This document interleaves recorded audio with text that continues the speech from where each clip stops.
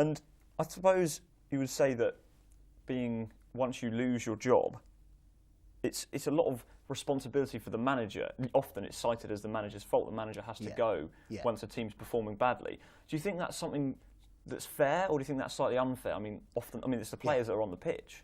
Yeah, I think it's totally unfair.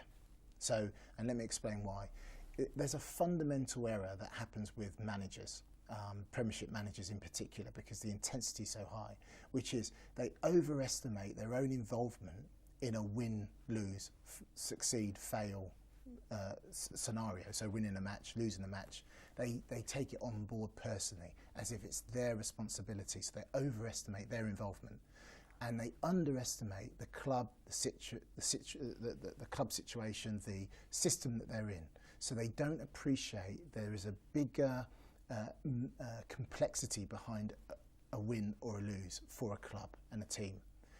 There's the history of the club, how long they've come into post, what they're doing and how they're doing it. So what I try and do is walk them through the journey of what are you overestimating and what are you underestimating.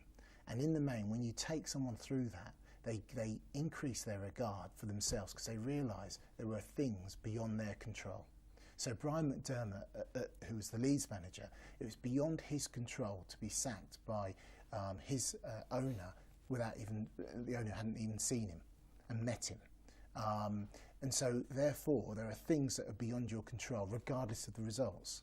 And it's trying to understand the bigger picture in how you operate and how you work with the entire system and how you look at cause and effect for how your performance goes.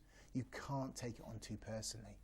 And the managers that do well do not take it on too personally. They're able to cocoon themselves away from the personal judgment and criticism of a poor result versus the success and adulation and fame for a good result.